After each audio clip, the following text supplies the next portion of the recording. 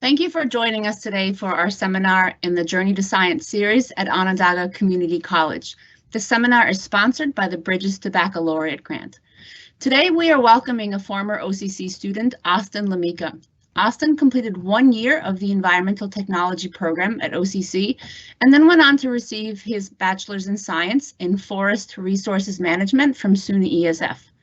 He also got a minor in economics and applied statistics. Now, while at SUNY-ESF, he was a TA for several economics and forestry classes, a summer research aide, and he also worked as an instructional support assistant at the ESF Summer Program, where he taught undergraduate and graduate students basic forestry field skills. Austin just recently began pursuing his master's degree in forest economics at North Carolina State. And he'll be sharing some of his journey to how he got to be interested in forest resource management. And as you're watching, if you have any questions, there's a question and answer button at the top, and you can submit your questions anytime during the talk, and we'll be sure to have Austin answer those questions at the end. Austin, thank you very much for sharing your time and your story with us. Let's welcome Austin. Well, thank you, Dr. Hamilton, for that nice introduction. So yeah, to get started, as you mentioned, I started my academic career right here at OCC in the fall of 2016. Kind of a backstory to that, I wasn't really planning on attending OCC. My dream was to go right into SUNY-ESF for wildlife science. I have always struggled with standardized testing. So a big barrier for me was getting through the SATs. I had to take the SATs twice and still didn't really meet ESF's expectations. So what they did was they gave me a guaranteed transfer and allowed me to do 1 year at a college of my choice. And then if I kept a certain GPA, they would enroll me for the following year. So being OCC was close, that was really my choice. And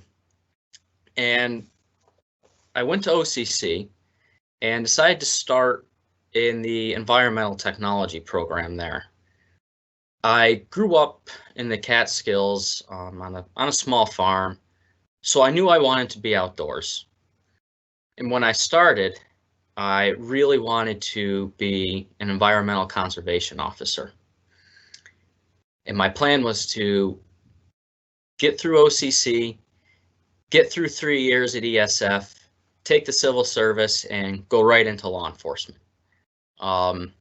As you probably heard from the introduction, I'm far from that. So what happened was I started at OCC and I started taking all these classes, and I just really got interested in the science. There was so much more to the environmental field than I had ever realized. And I like to explain this in a way as, I came in with tunnel vision. I was just set straight for one goal, really wasn't looking around me, didn't have any other really opportunities I was looking for. I was just set straight. That was my goal, and I was going to pursue it. But particularly in my second semester at OCC, I started working with Dr. Feeney on his trail cam study. And as we started getting into scientific methods and just all these methodologies and just scientific research, I just became extremely intrigued with how it works and how the natural world and science can come together. So that project really gave me a setting stone that I thought I'd like to further pursue a science career rather than a law enforcement career. And after that study, I had such a much better understanding of the broader spectrum of things, that I was really looking too narrow with my future plans, and that I needed to open up my mind a little bit. So that was the end of my second semester, and SUNY-ESF admitted me, but they did not admit me into wildlife science as I had planned. I had to choose a second major, which was forest resource management. So I really stumbled into forest resource management totally on accident. Was not expected. I was thinking I would do a semester and transfer programs, but again, after coming through OCC, and now with this new mindset that I would just let the new opportunities come in and see where it brought me, I decided to give forestry a shot, and I really came to love it. Like, it became a passion. And every class was so intriguing to me, and I grew up in a logging community too, so I realized that this is what I wanted to do. And then I started pursuing forestry more. So by my second semester at ESF, I had a lot of transfer credits come in from OCC, so I actually had to take junior year courses as a sophomore. So I was taking some of these more advanced forestry classes, forest economics classes, and it hit me that I did not want to be a consultant forester or procurement forester. Just something about it, as much as I love the woods and being outside, I didn't want to be cruising timber and marking trees every day of my life. Basically, I wanted more of the science, I realized. So it was actually during the summer program, so ESF for forestry students, you have to do 4 weeks in the Adirondacks, where you learn dendrology, basic mapping, compass, navigation skills to get through the woods, silviculture, forest measurements, and a little bit of GIS. And my advisor at ESF, who I became very close with and studied under him for 3.5 years, we got talking, and he said, I think you would be a good fit for the forest business sector and looking at, timber markets and timber research. And he said, I think you should look into getting a master's of forestry and an MBA combination. So I thought about it all summer, and that next fall I went back in for my advisement meeting with him, and we talked more about it, and he convinced me to get a minor in statistics, which I never thought I would do because I was always horrible at math. But it turns out I was pretty good at statistics. And I started working with statisticians at ESF, started doing some projects with looking at carbon trends in the forest at Heiberg and Tully, New York, and got really interested in that. And then my advisor offered me the position to TA. So I started TAing Introduction to Economics and Forest Decision Making and Planning. And that was really a big turning point right there for me, because I started to grasp the concepts a little bit better and started getting more confident with them. Then they offered me to do some lectures, and I did some lectures and found out that I really enjoy teaching. I love teaching and helping students and seeing other people grow in their interests. And I started talking about that with my advisor, and he then convinced me to do a minor in economics. So here I am now with 2 minors under my belt, TAing. Actually, at this time, I was TAing 3 classes at the same time, in addition to my coursework. So I was pretty busy. I then was like, okay, my minors are almost done. I think I want to teach. We had talked about the master's programs, and I know I don't want to be a consultant. And he said, okay, he said, I want you to talk to Oregon State and the University of Georgia. So I did. I started talking particularly with the University of Georgia because of the contacts ESF had there. For 2 years, I worked towards pulling my GPA up towards the University of Georgia standards for graduate school. And I got there. I did get there. So one of the big things with this transition here was, for 2 years, again, I pretty much had tunnel vision. I was 100% set on the University of Georgia in grad school. And then the time came to actually apply. So I did, and kind of like I did with ESF when I applied it out of high school, I applied to one school, the University of Georgia, and again, I struggled with the GREs, so the standardized testing really stood in my way. UGA contacted me, and this program was perfect for what I wanted. It had the finance, it had the business, it had the economics and the forestry. I was really looking forward to it. And they accepted me, but they said, we don't think we're going to be able to fund you because of your GREs. So I started being a little hard-headed, and I was not going to retake the GREs. Bad choice. Retake the GREs if you're going to go to grad school. Try to do the best you can on them. Just from my experience.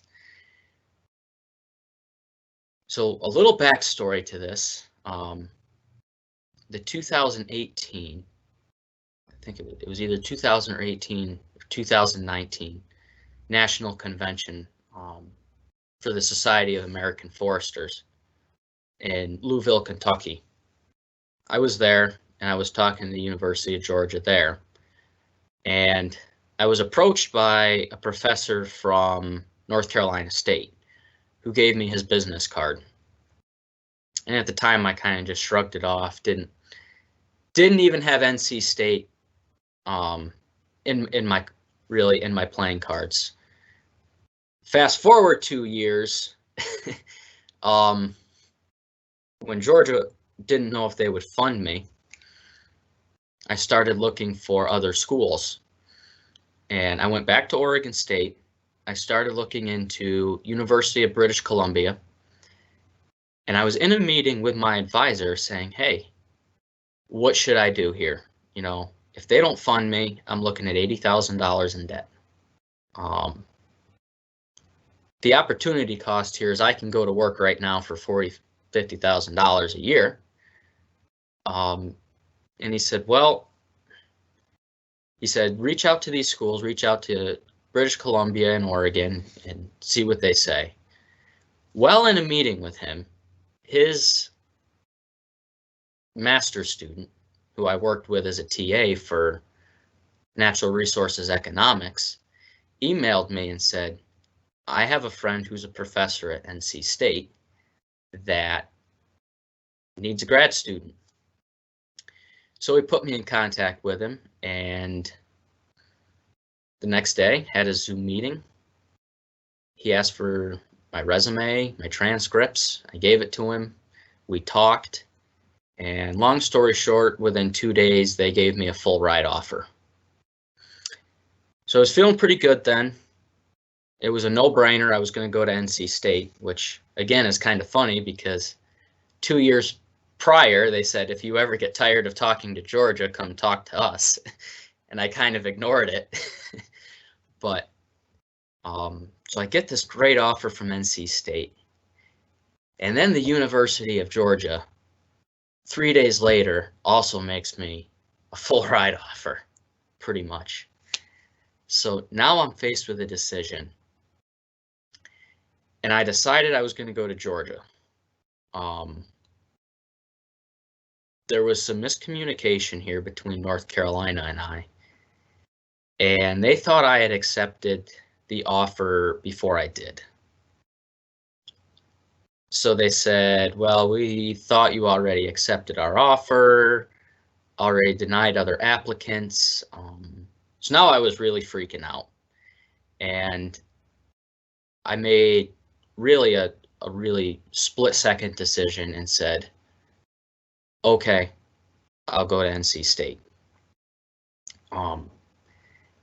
And that decision really kind of tore me apart because for 2 years, you know, like I said, again, tunnel vision, focused on Georgia, met my goal, and now on my own terms, I kind of just chose something different. And I was really upset about this decision for a while. And I had a long conversation with my uncle, and he said to me, listen, he said, don't look at this as if Georgia is the greener grass on the other side of the fence. Because really, he said, that's not the case. You made your decision. You made the decision with the best information you had, and you thought at the moment it was the best decision. For 2 years, he said, put on the North Carolina sweater and don't even think about Georgia. Because if you think and keep this mindset that the grass is greener on the other side of the fence, you're not going to be at your best. You need to focus on the current situation you're in so you can be at your best and then transition to Georgia. So really, I started thinking about that, and it made a lot of sense to me. And I kind of started reflecting on all my previous experiences through OCC, using OCC as a stepping stone, right? So I used OCC, got these tremendous experiences. They got me into ESF, and they really prepared me for college. Then ESF really prepared me for grad school and for a master's. And then I was thinking, okay, maybe it just wasn't time yet. Maybe North Carolina was the best option. So I would encourage you, you know, as you know, if you're ever faced with these decisions, when you make your decision, make it with the best information you have possible.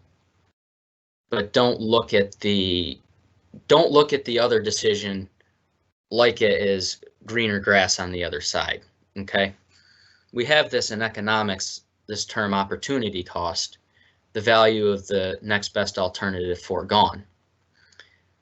It's often the what if question. But to also bring back to economics terms, there's also a term called sunk cost, which a sunk cost has no future weight on it, you know, a future decision. So this is what I had to do. I had to look at Georgia almost as a sunk cost now, because I didn't want to put myself in this position where I was constantly thinking I made the wrong decision, because then that was going to kind of bring me down as far as my performance levels. So I made the decision to stick with North Carolina. I called the University of Georgia, and they said, okay, we understand. we know you want to do your PhD, and when it's time, keep in contact with us, and we'll welcome you back for your PhD. So again, things started falling into place, and I started NC State. It was January 19th I started, and I'm now realizing that it is probably one of the best decisions I ever made. The hardest, yes, the hardest decision I ever had to make, because I was really, again, torn apart between what I wanted to do as far as, my future. And I just decided that the Master's of Science degree is my next stepping stone to the PhD level. So I'm kind of still learning how to broaden my perspectives and not have tunnel vision. As much as I want to say I don't think about the University of Georgia, I still do, because, they are going to hopefully offer me a PhD in 2 years, hopefully, as long as I do what I'm supposed to.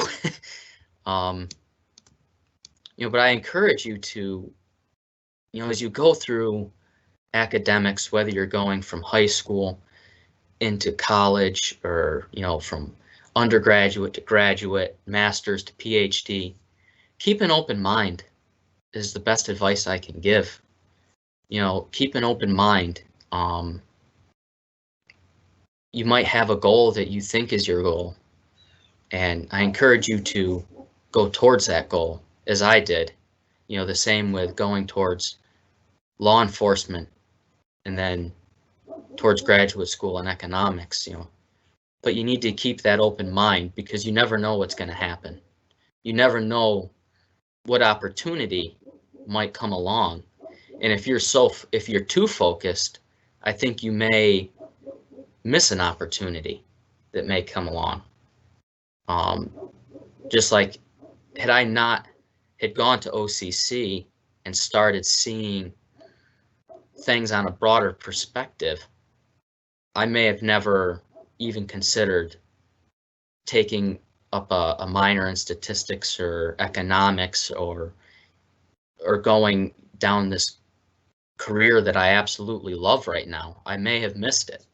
I may have found something different. I don't know, but I think it's important to note that I really think you should have this kind of broader perspective and allow other ideas to come in. Yes, keep working towards that goal, but really think when an opportunity comes along, and don't just dismiss it. Kind of like I dismissed NC State and then ended up with a full ride there. And another thing I really want to touch on, and I've had this conversation with several people over the last 5 years, is as you go through your academic career, you really need to take care of yourself, physically and mentally.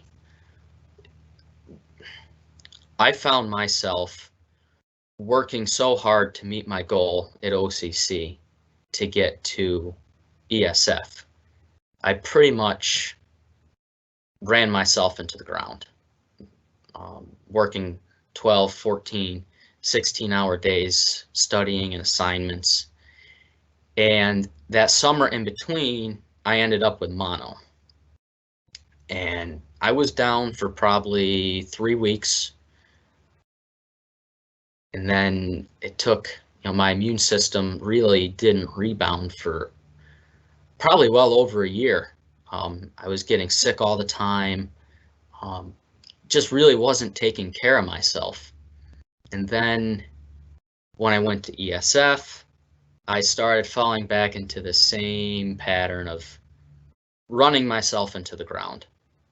Wasn't eating right, wasn't staying active. I was kind of just sitting in front of a computer all the time, doing my schoolwork all the time, and I ended up with pneumonia. And I just ended up just not feeling good all the time. But I also, recently, preparing to go to North Carolina, I was at my doctor's and just regular vaccines, tetanus shots, ended up fainting, hit my head off the side of the wall, then face planted into the concrete, and ended up with a really bad concussion, and ended up with pinched nerves in my neck, having to get realignments done on my spine and my the muscles in my neck and my back. Then all of a sudden, out of nowhere, I started like going on this emotional roller coaster. I had panic attacks where I was waking up in the night, shaking, really bad anxiety attacks. And part of this was, this big decision I made. Okay, I'm leaving home for the first time. It's time to grow up, live on my own, because I was fortunate enough to live with my dad during undergraduate studies. So everything, it was like trauma on top of trauma. So somewhere in between, getting, all this, concussion treatment, I had to start going to therapy to start trying to work out this anxiety. And we found out that I've really always had anxiety. And I've always recognized I did, even through OCC, ESF, but I kind of hid it. And I hid it because I was afraid of expressing it, to someone, that I had this anxiety building up. And I just want to say, like, if you feel ever that you have anxiety, depression, any kind of issue, it's okay to go to someone. It's okay to say you need help with something. There's absolutely, I always thought there was shame in getting help for things like these, but I now realize the shame is not in getting help. It's the shame is not seeking help when you know you need help and there's available help to you. In academia, you're going to find your professors, your classmates, people are there to help you. And that's what I had to realize, is people are there to help me. And that has really gotten me through this. My professors at ESF have been reaching out, friends have been reaching out, making sure I'm okay. And then, not to make things worse, but then as I started healing from the concussion, I ended up with COVID. So, it's not fun, I'll tell you that, but you can get through it. I got through it, So all this, I guess my point here is, through all this trauma that I was going through, I actually sat down and started drafting an email to NC State saying I wasn't coming. But I realized that while I was drafting this email, I couldn't burn the bridge because I knew everything was going to be okay. I knew I had help, I knew I had the resources, and I knew things were going to work out. And really they have. I will tell you, I went still going through the therapy, still working things out. And I'm seeing this transition now in how I study, right? So my therapist said to me, it's sort of like the law of diminishing returns. When you have a high anxiety level, you might be performing high because you feel you have to perform high. But at some point you peak and then you go down. So you might, at 12 hours of studying, you might be at your peak, but then you think 16 hours might do you better, but really it's not. You're not sleeping, you're not eating right. So I encourage you to just really listen to your listen to your mind and listen to your body as you move through your academic career. Look for the signs that you might not be taking care of yourself, because if you don't take care of yourself, it's really doing a disgrace to yourself. You want to make sure that you're healthy and strong mentally and physically, and that allows you to be the best person you can be, not only academically, but in all facets of life, I believe. So I encourage you to, take care of yourselves as you move through. Things, you might hit bumps in the road. Like I hit a major bump right now. I haven't made it to North Carolina yet, but things are on the up. My first month of being a graduate student has been absolutely phenomenal. Grades are really good. I'm not killing myself like I was before to get these grades. I'm really enjoying it. I've made friends down there. I leave next Saturday actually for North Carolina. And really, again, had I not went and pursued the help I needed at the time, I probably wouldn't be in grad school right now. So I just wanted to throw that out there that, there's resources if you hit a bump in the road. And I encourage you to use those resources. I think that's about all I have for me.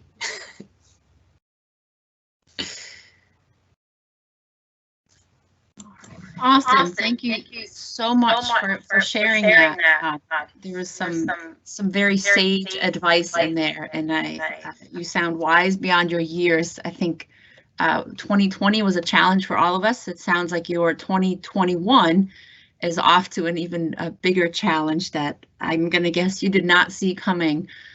So I want to thank you again for taking the time, all things considered, to share with us today and to be here. What a testament to your resilience. And that explains the moving boxes behind you too. You are ready to go in the starting hole to start a new one. I'm ready as long as they fix my ceiling, because my uncle just called me and said there was a water leak in my apartment and the ceiling fell in. I was just going to say, you're heading off to better weather, but I don't think that's true right now. No, it's kind of cold there right now from my understanding. That is my understanding as well. We have a question, and the question is pertaining to your forest resource management expertise. And this person is asking for you to expound on some of the differences that you might have seen or experienced in the private versus public sector when it comes to forest resource management. And I'll admit that I have a vague understanding of forest resource management. So if you want to explain just a little bit what that term is, and then talk about some of the differences of how the private and the public sectors handle this. Yeah, so in my experience, forest resource management is about managing these scarce resources that our forests produce, right? So I'm gonna nerd out on economics a little bit here, because this is my background. Please do. So economics economics exists because of relative scarcity. So it's about managing scarce resources for unlimited human wants, essentially. Forest economics in particular has to do with the extraction of these forest resources. So the best way I can explain it, forest resource management is about managing timber and trees for sustainability. But with that, with trees is not just lumber, okay? So you have aesthetics, you have recreation, you might have carbon sequestration, water resources, non-traditional timber goods is becoming another sector of this forest resource management. So it might be something like mushrooms. Certain mushrooms are becoming higher quality and higher I guess, greatly desired in dietary and restaurants. I apologize, I'm not too big of a mushroom guy. I'm basically timber and finance, but so it's basically managing all these resources for sustainability, with sustainability being a rate of use that allows future generations to have access to the same resources and not totally depleting our forests and these resources. So from my perspective, that's what it's about.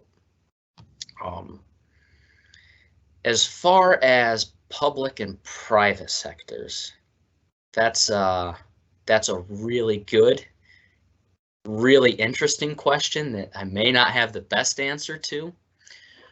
But as far as private, if we're talking like, if we want to talk a private landowner, so we have different, the way I'm interpreting this, okay, is private, we have private business, right, who are in it for profit. Then we have private landowners who own forest land for hunting, aesthetics, recreation. You know, whereas the other, you know, the private industry is basically managing for capital gain. So the difference there is really your management plan is going to be affecting, your management plan will be different if you're going to manage property for, you know, a financial institution. You're going to manage that, you know, your harvest scheduling and what trees, when you harvest, are going to be harvested for maximum financial gain. Whereas if you're doing it for a private landowner, you need to develop a management plan that is going to reflect the landowner's goals and objectives, right? And the way I look at this is the objective is what they desire. So in our area of central New York, typically, not always, but typically, the demographics are managing for deer hunting, managing for aesthetics and recreation. But the landowners often don't have the funds to undertake all the management activities they need. So you really need to find the balance of managing for just enough timber for monetary gain, which is the goal, to cover for the management objective of wildlife, recreation, etc. To kind of touch on public, I don't know if I'm interpreting this question correctly or not, but when I think public, I'm thinking maybe governmental. Yeah, that's how I interpret it as well, like New York State and state forest management. Yeah. So, of course, you know, we have state forests, we have national forests, national parks, all falling under, you know, I think it's Department of Interior. We have the Forest Service. They are a tough nut to crack. Their management, they basically manage for 5 resources. Okay, so woods, water, recreation, range, and wildlife is what the Forest Service primarily manages their federal lands for. A lot of this reflects, I mean, like I said, public is tough because budgeting, they only have so much budget to do, you know, so much, and kind of attest to New York State specifically, like we have Forever Wild in the Adirondacks and Catskills, so there's no harvest zones. You can't cut there. So really I guess the biggest difference is, it's hard to say. It really depends on what the government wants at the time, right? Like, I mean, it's your administrations change, right? So previous administration, we saw a shift you know, in public policy on how things were being managed as far as forest resources, right? As far as how these pipelines were going in, and management to national parks, and budgeting that are going towards wildfire suppression. And now all of a sudden, you know, almost overnight with a new change of administration, now pipelines are coming out, right? You know, this new executive order, and the EPA is really happy with the new change of administration. So really that's the biggest difference I can tell you is it depends. Hopefully I answered that with, you know, enough detail, but I think you spoke like a true, aspiring, thoughtful academic, where every answer begins with, well, it depends. But thank you for explaining that. I just learned more about forest resource management than I knew. So thank you for sharing with all of us. Now, another question.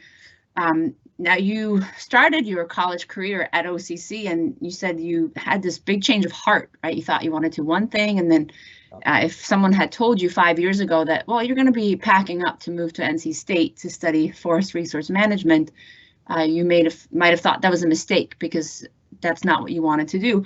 And I see this a lot at OCC. Students come in, they're not sure what they want to do. They have plans, vague plans. They just don't know. What would you say to a student if you could sit down with someone who just walked in, right? It's 2 weeks into the semester, the student's 2 weeks into their college career, and they're just kind of lost. What would you tell them if you sat down with them right now? So if they were totally lost, I would encourage them to start looking at things that they may have interests in, right?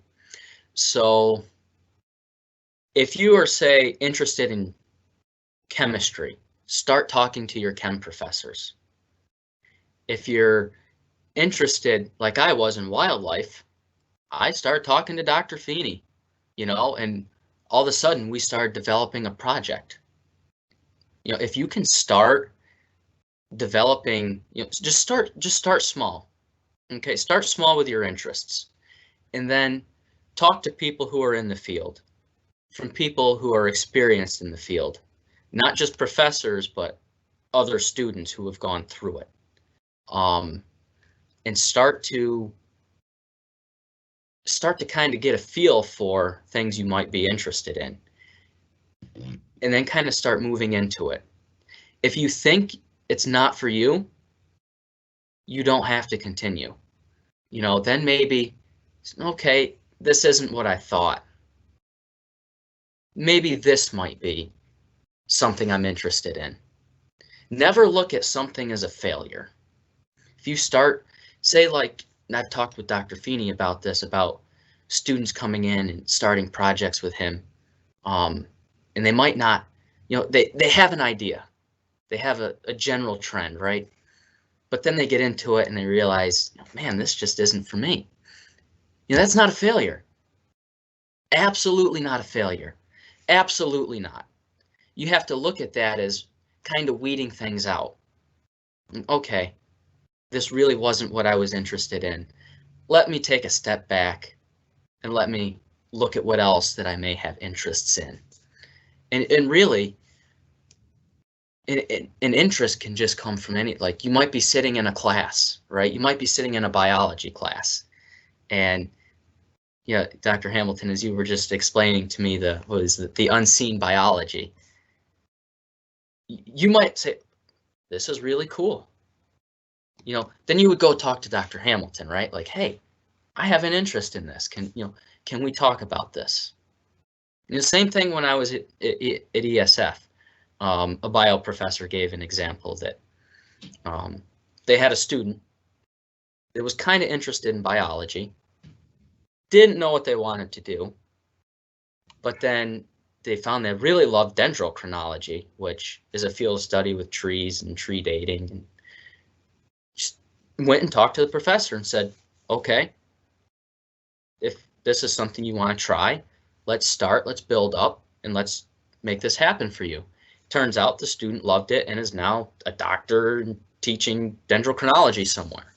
So that's my best advice, is just start small. If something piques your interest, dig into it a little deeper. And if it keeps coming, the interests keep coming, keep building up. If you lose the interest, maybe start looking at something different.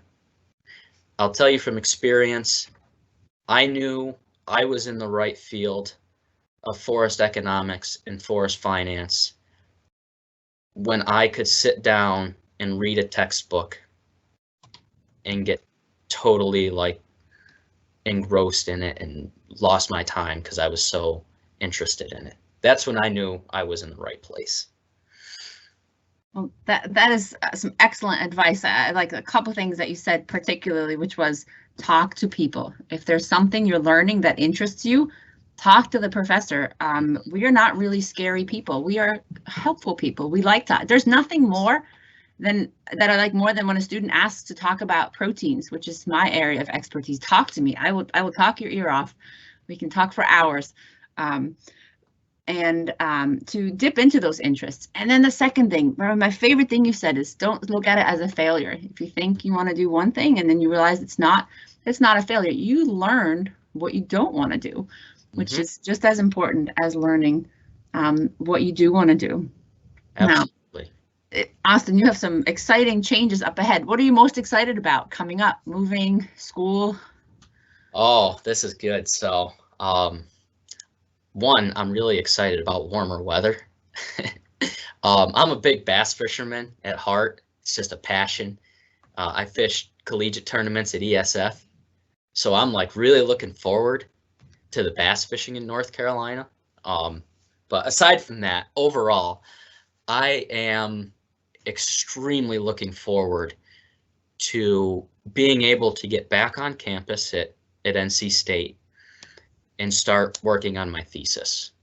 So NC State has been so supportive of, my recent medical issues, and it's made me really excited to go work with them.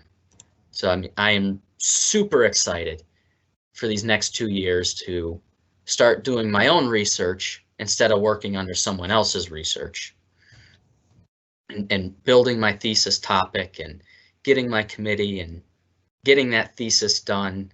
And most of all, I am really looking forward to, in the next year or so, starting to, probably a year and a half, starting to get the PhD applications out. That's what I'm really excited about.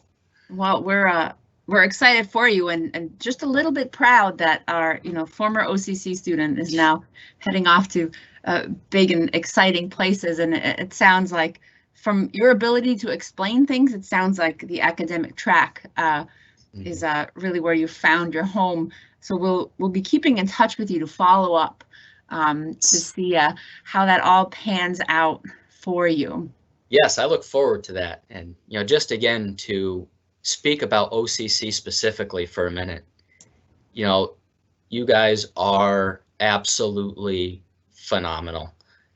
If I was talking to anyone in upstate New York that was ready to go to college, I would say, look, talk to OCC.